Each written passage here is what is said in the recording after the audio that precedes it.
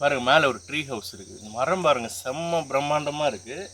இது வந்து யானை வந்தால் விரட்டுறதுக்காக மேலே அந்த மாதிரி ட்ரீ ஹவுஸ் கட்டி வச்சுருப்பாங்க. இதுதான் ஏணி, இதில் தான் வழி, இதில் தான் ஏறணும். ஆக்சுவலாக இது நான் ஏறல, ஏன்னா இது மரம் வந்து கொஞ்சம் ஈரமாயிடுச்சு. என் வெயிட்டு தாங்குமான்னு தெரில. தம்பி கேமரா பண்ணுறாருல, அவரு இந்த மரத்தை ஏறி காமிப்பார். மேலே ஏறினதும் தரேன் கேமரா.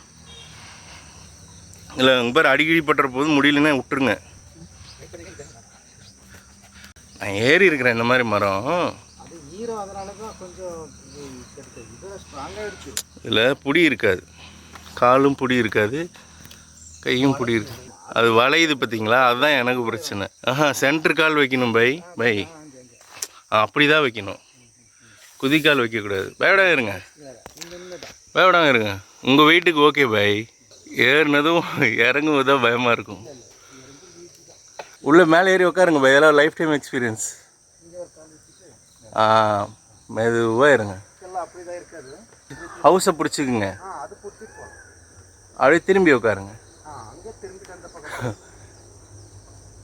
பத்திரையா உன்னை வீட்டுக்கு கூட்டு போய் சேர்த்துன்னு நான்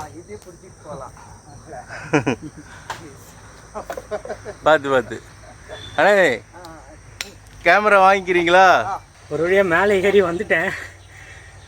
பார்த்தீங்கன்னா உங்களுக்கே தெரியுது எப்படி மூச்சு வாங்குது பாருங்கள். நம்ம நினைக்கிறோம் நம்ம வந்து ஃபிட்டாக இருக்கோம் அப்படின்னு சொல்லிட்டு, பட் ஆனால் இந்த மாதிரியான விஷயங்கள்லாம் ட்ரை பண்ணும்போது தான் தெரியுது நம்ம எவ்வளோ வீக்காக இருக்கும் அப்படின்னு சொல்லி. என்னால் முடியல, பார்க்க சாதாரணமாக தெரிஞ்சுது, ஆனால் ஏறும்போது தான் தெரியுது இது எவ்வளோ கஷ்டம்னு. ஏன்னா இது யானையை விரட்டுறதுக்காண்டி போட்டு வச்சுருக்கீங்களா? ஆனை என்னென்னா மேலே எல்லாம் நம்ம கீழே ஒரு ஃபைட் பண்ண முடியல.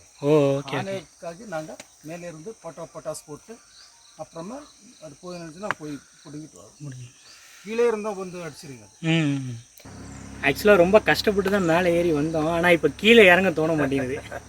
இந்த கிளைமேட்டுக்கும் இந்த மரத்துக்கும் இதுக்குள்ளே உட்காந்துக்கிட்டு இருக்கிறது கீழே இறங்க தோண மாட்டேங்குது, அந்த அளவுக்கு இருக்குது. சரியான மரங்க இது, செம்ம பிரம்மாண்டமாக இருக்குது. ஃபுல்லாக மேலே வளர்ந்து மறுபடியும் கீழ் நோக்கி வந்துருச்சா, ஃபுல்லாக அது கொடை மாதிரி கவர் பண்ணிடுது. வெயிலே அடிக்காது. கீழே படுத்துருந்தோம்னா பகலில் படுத்தா சூப்பராக இருக்கும். கேமராவில் இந்த பிரம்மாண்டத்தினால காமிக்க முடியுமான்னு தெரில, ஓரளவுக்கு காமிக்கிறோம்.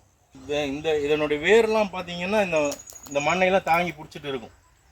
வெறும் மழை வந்துச்சுன்னா கூட நல்லா சரிவெல்லாம் ஏற்படாமல் இது பாதுகாக்கும் ஓரளவுக்கு. ஒவ்வொரு மரமும் இந்த மாதிரி பாதுகாக்கும். அப்படியே மண்ணையெல்லாம் பிடிச்சி வச்சுருக்கும்.